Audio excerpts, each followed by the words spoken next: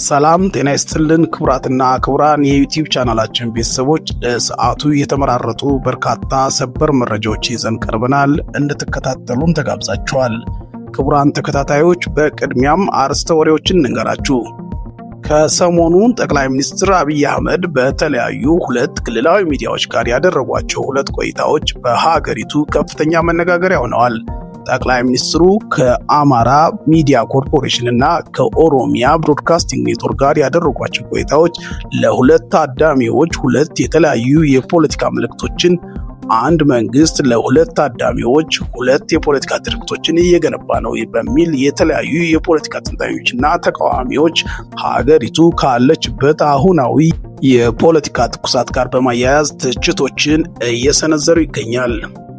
ኢራን እና ኦማን በሆርሙዝ የባህር ሰርጥ ላይ ስምምነት ለመድረስ ጫፍ ላይ እንደሚገኙ ተነገረ። ነገር ግን ቴህራን ሰርጡን ለመክፈት የአሜሪካ የባህር እገዳ እንዲነሳላት፣ የታገዱ ንብረቶቿ እንዲለቀቁና ሌሎች ቅድመ ሁኔታዎችን አስቀምጣለች። አሜሪካ ከኢራን ጋር እያደረገችው ባለው ጦርነት የረጅም ርቀት ፕሪሲሽን ሚሳኤሎቿን በከፍተኛ መጠን መጠቀሟን፣ ይህም የነበራት ክምችት መመናመኑን ስማቸው እንዳይገለጽ የፈለጉ የውስጥ ወታደራዊ ምንጮች እንደነገሩት ሮይተርስ ዘግቧል። ፕሬዝዳንት ትራምፕ ከፍተኛ ክምችት አለን ሲሉ ቢደመጥም የመከላከያ መስሪያ ቤቱ ፔንታጎን የመከላከያ ክምችቶችን ለመመለስ የመሳሪያ ምርትን በአስቸኳይ እንዲያፋጥኑ ለመከላከያ ኩባንያዎች ትዕዛዝ ሰጥቷል። የእስራኤሉ ጠቅላይ ሚኒስትር ቤንያሚን ኔታንያሁ ሐማስ ሙሉ በሙሉ በእርግጠኛነት ትጥቅ እስኪፈታ ድረስ ከጋዛ አንድም ወታደር እንደማያስወጡ በመግለጽ የአሜሪካው ፕሬዝዳንት ዶናልድ ትራምፕን ባለ 15 ነጥብ የሰላም እቅድ ውድቅ አድርገውታል።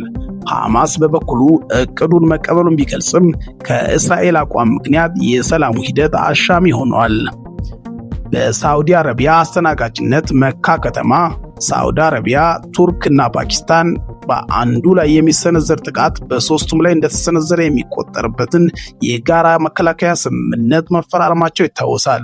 ይህ ስምምነት በቀጠናው ሀገራትና ተዋናዮች ዘንድ የተደበላለቀ ምላሽን አስከትሏል። ይህ በእንዲህ እንዳለ የየመን ሀውቲዎች በሳዑዲ አረቢያ የአርማኮ ጃዛን የነዳጅ ማጣሪያ ላይ የድሮን ጥቃት ፈጽመናል ብለዋል።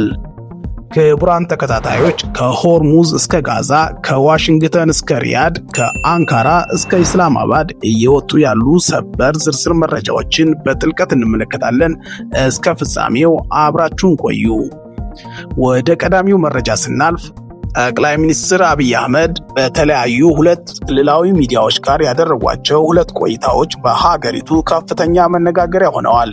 ጠቅላይ ሚኒስትሩ ከአማራ ሚዲያ ኮርፖሬሽን እና ከኦሮሚያ ብሮድካስቲንግ ኔትወርክ ጋር ያደረጓቸው ቆይታዎች ለሁለት ታዳሚዎች ሁለት የተለያዩ ፖለቲካዊ መልእክቶችን፣ አንድ መንግስት ለሁለት ታዳሚዎች ሁለት የፖለቲካ ትርክቶችን እየገነባ ነው በሚል የተለያዩ የፖለቲካ ተንታኞችና ተቃዋሚዎች ሀገሪቱ ካለችበት አሁናዊ የፖለቲካ ትኩሳት ጋር በማያያዝ ትችቶችን እየሰነዘሩ ይገኛሉ። ከአሚኮ ጋር በነበራቸው ቆይታ ጠቅላይ ሚኒስትሩ ትኩረት ከሰጧቸው ጉዳዮች መካከል የኢትዮጵያ ታሪክ፣ የአማራና የኦሮሞ ታሪካዊ ቁርኝትና የሀገራዊ አንድነት ሀሳብ ይገኙበታል። የሁለቱን ህዝቦች የጋራ ታሪክ በማንሳት ኢትዮጵያ በተለያዩ ህዝቦች ግንኙነት የተገነባች ሀገር መሆኗን አጉልተዋል። በአንጻሩ ከኦቢኤን ጋር በነበራቸው የአፋን ኦሮሞ ቋንቋ ቆይታቸው ግን የትኩረት አቅጣጫ በኦሮሞ ህዝብ ፖለቲካ ታሪክ፣ በኦሮሞ ትግልና የአሁኑ የፖለቲካ ስርዓት ጋር ባለው ግንኙነት ላይ ነበር። ጠቅላይ ሚኒስትሩ የአሁኑ ስርዓት ከኦሮሞ ትግል ጋር ያለውን ቁርኝነት በማጉላት የተገኘውን ስርዓት መጠበቅ እንደሚገባ አጽንኦት ሰጥተዋል። ይህ አቀራረብ በተለያዩ የፖለቲካ ተንታኞች ዘንድ ጠቅላይ ሚኒስትሩ ለተለያዩ ብሔሮች የተለያየ የፖለቲካ ትርክት እየተጠቀሙ ነው የሚል ከባድ ትችት እየቀረበ ይገኛል።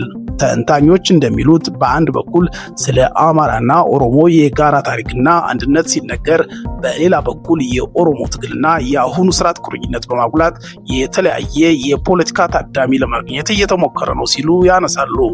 ተንታኞች አክለውም ኢትዮጵያ በአሁኑ ወቅት ከባድ የፖለቲካና የደህንነት ፈተናዎችን እያለፈች ነው። በተለይም በአማራና በኦሮሚያ ክልሎች ያሉት ጦርነቶች እንዲሁም በትግራይ ክልል ያለው የጦርነት ድባብ በተጨማሪም በሌሎች አካባቢዎች የሚታዩ ፖለቲካዊ ቅሬታዎች መንግስት ከባድ የፖለቲካ ጫና ውስጥ መሆኑን ያሳያሉ። በዚህ ሁኔታ ከተለያዩ ማህበረሰቦች ጋር ቀጥተኛ የሚዲያ ግንኙነት መፍጠር መንግስት ለህዝቡ የሚሰጠው መልእክት ለማስረዳት አስፈላጊ የፖለቲካ መድረክ ሊሆን ይችላል። ነገር ግን ኢትዮጵያ የብዙ ብሔር፣ ብዙ ቋንቋ፣ ብዙ ታሪካዊ ትርክቶች የሚደመጡባት እንደመሆኗ አንድ መሪ ለተለያዩ ህዝቦች በሚናገሩበት ጊዜ የተለያዩ ትርክቶችን ማንሳቱ የተለየ ታዳሚ ስላለ የተለየ አቀራረብ መኖሩ ተፈጥሯዊ ሊሆን የሚችል ቢመስልም እንዲህ ያለ ድርብ ትርክት መጠቀም በአንድ በኩል አንድነትን፣ በሌላ በኩል ብሔርተኝነትን መስበክ፣ በህዝቦች መካከል ያለውን መተማመን መሸርሸር፣ ስልጣንን ከብሔር ቁጥር ጋር ማያያዝ፣ ትናንሽ ብሔረሰቦች በሀገሪቱ ጉዳይ እኩል ውሳኔ እንዳይኖራቸው በማድረግ የብሔር ፖለቲካ መካረርን፣ ችግሮችን በውይይት ከመፍታት ይልቅ የፍረጃና የጦርነት ዲስኩር በመጠቀም የቀጠለውን የሰላም እጦትና ሀገሪቱን አሁን ካለችበት ወደ ባሰ የእርስ በርስ ግጭት ሊያመራት እንደሚችል ተንታኞች እያስጠነቀቁ ነው። ይህ በእንዲህ እንዳለ በተቃዋሚ ወገን የሚገኙ ፖለቲከኞች ዘንድ ንግግሮቻቸው ተስፋ የመቁረጥና ስልጣንን ለማራዘም የሚደረግ ከንቱ ጥረት ተደርገው ተወስደዋል። ከውጭ ወደ ያዝናቸው ዘገባዎች ስናልፍ ኢራንና ኦማን በሆርሙዝ የባህር ሰርጥ ላይ ስምምነት ለመድረስ ጫፍ ላይ እንደሚገኙ ተነገረ። ነገር ግን ቴህራን ሰርጡን ለመክፈት የአሜሪካ የባህር እገዳ እንዲነሳላት፣ የታገዱ ንብረቶቿ እንዲለቀቁና ሌሎች ቅድመ ሁኔታዎችን አስቀምጣለች። የሆርሙዝ የባህር ሰርጥ በዓለም የኃይል ንግድ ውስጥ ከሚገኙ እጅግ ወሳኝ የባህር መንገዶች አንዱ ነው። በዚህ ሰርጥ ከዓለም የነዳጅ ንግድ ውስጥ በግምት 20 በመቶ የሚሆነው የሚጓጓዝበት ነው። ዛሬ ግን ችግሩ የመርከብ መንገድ ብቻ አይደለም። የሆርሙዝ ጉዳይ በቀጥታ የዓለም ኢኮኖሚ ጉዳይ ሆኗል። በዚህም ኢራንና ኦማን በሰርጡ ላይ አዲስ የመርከብ መስመሮችን በመወሰን ላይ ናቸው። አሜሪካም ስምምነቱ በቅርብ ሊደርስ እንደሚችል ተስፋ ሰጥታለች። በዚህ ሂደት ላይ ግን አንድ ትልቅ ችግር እየተነሳ ይገኛል። ኢራን ስምምነት ላይ መድረስ እና ሆርሙዝን መክፈት ብቻ በቂ አይደለም እያለች ነው።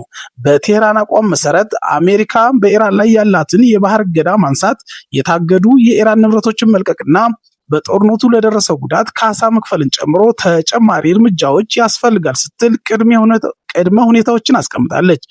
አሜሪካ ሰርጡ እንዲከፈት ትፈልጋለች። ኢራን ደግሞ ሰርጡ እንዲከፈት ከፈለግሽ የጦርነቱ ዋጋ መክፈል አለብሽ እያለች ነው። ይህ የሁለቱ ሀገራት የዲፕሎማሲ ፍጥጫ ሆኗል። ይህ የሁለቱ ሀገራት የዲፕሎማሲ ፍጥጫ ሆኗል። ይህም የሆርሙዝ መከፈት በቀላሉ የመርከቦች መተላለፍ ጉዳይ ብቻ አይደለም። የዋሽንግተንና የቴህራንን የድርድር ኃይል ማን እንደሚበልጥ የሚወስን ጉዳይ ነው። ከዚህ በላይ የኢራን አቋም ሌላ አዲስ ጥያቄ ፈጥሯል። ኢራን የምትቆጣጠረውን የመርከብ መተላለፊያ መንገድ ለራሷ እንደ የድርድር ካርድ ልትጠቀም ትችላለች የሚለው ሲሆን ሮይተርስ እንደዘገበው ኢራን ወደ ባህረ ሰላጤው የሚገቡ መርከቦችን የመቆጣጠር ሚና ልትወስድ ትችላለች። የጭነት ክፍያ ጉዳይም አሁንም አከራካሪነቱ እንደቀጠለ ነው ሲል ገልጸዋል።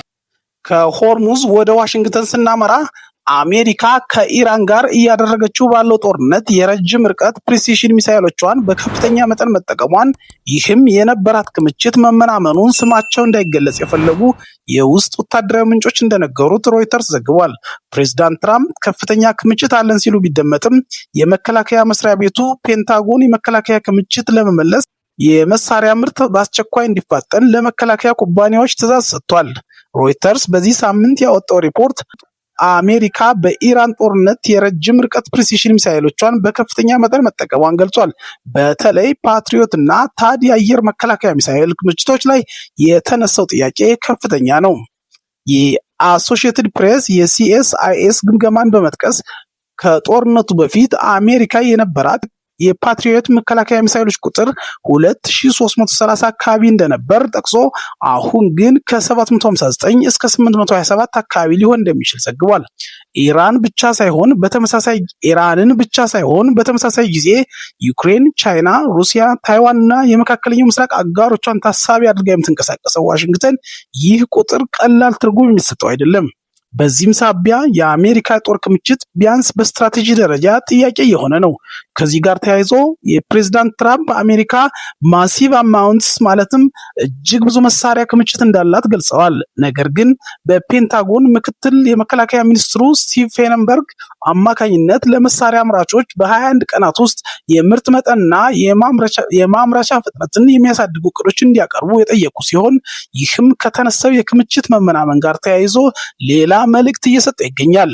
ወደ ቀጣዩ ዘገባ ስናልፍ በሳውዲ አረቢያ ተሰናጋጅነት መካ ከተማ ሳዑዲ አረቢያ፣ ቱርክ እና ፓኪስታን በአንዱ ላይ የሚሰነዘር ጥቃት በሶስቱም ላይ እንደተሰነዘረ የሚቆጠርበት የጋራ መከላከያ ስምምነት መፈራረማቸው ይታወሳል። ይህ ስምምነት በቀጠናው ሀገራትና ተዋናዮች ዘንድ የተደበላለቀ ምላሽን አስከትሏል። የእስራኤል ባለስልጣናት ስምምነቱን ለእስራኤል እጅግ አደገኛና በጣም መጥፎ ክስተት ሲሉ ገልጸውታል።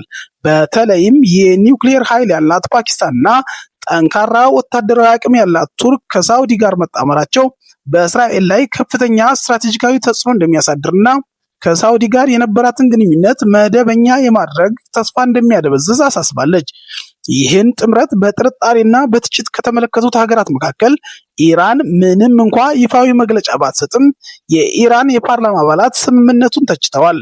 ሳውዲ አረቢያ በወረቀት ላይ ከሚደረግ ስምምነት ይልቅ ፖሊሲዎቿን ማስተካከል እንዳለባትና ከሌሎች ሀገራት ጋር ደህንነትን መለመን ማቆም አለባት በሚል የፓርላማ አባላቶቿ በትችት ምላሽ ሰጥተዋል።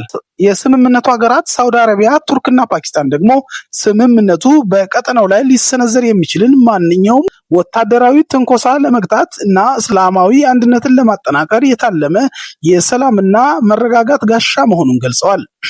ስምምነቱ በተለይም ኢራንን ወይም ሌላ ሀገርን ለማጥቃት እንዳልተዘጋጀም ጨምረው ተናግረዋል። የቱርክ የውጭ ጉዳይ ሚኒስትር ሃካን ፊዳን ይህንን መርህ በቴክኒክ ከኔቶ አርቲክል 5 ጋር አነጻጽረውታል። ተግባራዊ የወታደራዊ ድጋፍ ምን ያህል እንደሚሆን በጉዳዩ ላይ ውሳኔ እንደሚወሰን ቱርክ አክላ ገልጻለች። ሌላኛው የቀጠናው ተዋናይ ልዕለ ኃያሉ አሜሪካ በበኩሏ በቀጠናው ውስጥ ያሉ አጋሮቿ በተለይም ሳዑዲ አረቢያ በዋሽንግተን ላይ ብቻ ከመደገፍ ወጥተው የራሳቸውን ጥምረት መፍጠራቸው በቅርብ በጥንቃቄ እየተከታተላችሁ ትገኛለች። ይህ በእንዲህ እንዳለ የየመን ሁቲዎች በሳውዲ አረቢያ የአርማኮ ጃዛን የነዳጅ ማጣሪያ ላይ የድሮን ጥቃት ፈጽመናል ብለዋል። ሳውዲ አረቢያ ከቱርክና ከፓኪስታን ጋር የጋራ መከላከያ ስምምነት ከፈረመች ከ2 ቀናት በኋላ የየመን ሁቲዎች በጃዛን የሚገኘውን የሳውዲ አርማኮ ማጣሪያ ኢላማ አድርገዋል። የሳውዲ የኃይል ሚኒስትር በማጣሪያው ላይ እሳት መነሳቱን እና በኋላም እሳቱ መጥፋቱን ገልጸዋል። በደረሰው ጥቃት የሰው ጉዳት ይኑር አይኑር የወጣ መረጃ ባይኖርም በጃዛን የሚገኘው የሳውዲ አርማኮ ማዕከል ግን ትንሽ የሚባል አይደለም። በተመሳሳይ ሁቲዎች በየመን የቀይ ባህር ወደብ የሆነችውን ሞካ ኢላማ አድርገዋል።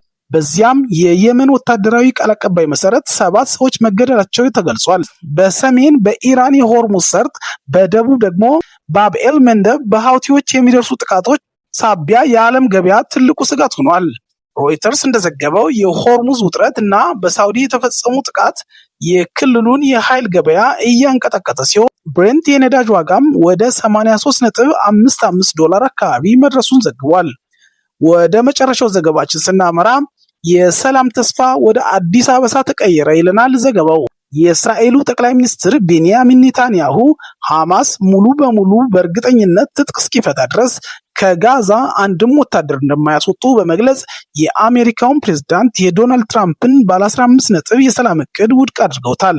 ሐማስ በበኩሉ እቅዱን መቀበሉን ቢገልጽም በእስራኤል አቋም ምክንያት የሰላሙ ሂደት አሻሚ ሆኗል።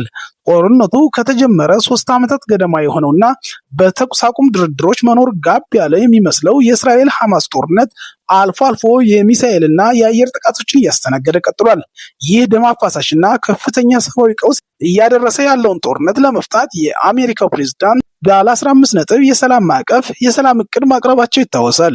ነገር ግን ይህ የሰላም እቅድ ሊሳካ ነው የሚል ተስፋ በተፈጠረበት ሰዓት የእስራኤሉ ጠቅላይ ሚኒስትር ቤንያሚን ኔታንያሁ እስራኤል የአሜሪካን የ15 ነጥብ ሰነድ እንደማትቀበል ተናግረዋል። የእስራኤል ጦር ከጋዛ የሚወጣው ሐማስ በሙሉ ትጥቁን ከፈታ ብቻ እንደሆነም ገልጸዋል። የአሜሪካው ፕሬዝዳንት ትራምፕ የእስራኤል ጦር ከጋዛ እንዲወጣ፣ ሐማስ ትጥቁን እንዲያስረክብ፣ ዓለም አቀፍ አረጋጊ ኃይል እንዲሰማራና የጋዛ አስተዳደር ወደ አዲስ የፖለቲካ ሂደት እንዲገባ የሚሉ ዋና ዋና ጭብጦችን የያዘውን የሰላም እቅድ በትልቅ ፈተና ውስጥ ከቶታል። በዚህ እቅድ ዙሪያ ሁለቱ ወገኖች የየራሳቸውን ነጥቦች ያነሳሉ። ክቡራን ተከታታዮች መረጃዎች ጠቃሚ ሆነው ካገኛችኋቸው ቻናሉን ሰብስክራይብ በማድረግ ቤተሰብ ይሁኑ። ላይክ እና ሼር በማድረግ ለሌሎችም እንዲጋሩ እያሳሰብን ለዕለቱ የያዝናቸው መረጃዎችን በዚሁ ፈጸም። በቀጣይ በሌሎች ትኩስ ሰበር ዓለም አቀፋዊና ሀገራዊ መረጃዎች እና ትንታኔዎች እስከምንገናኝ ሰናይ ጊዜ ተመኘን።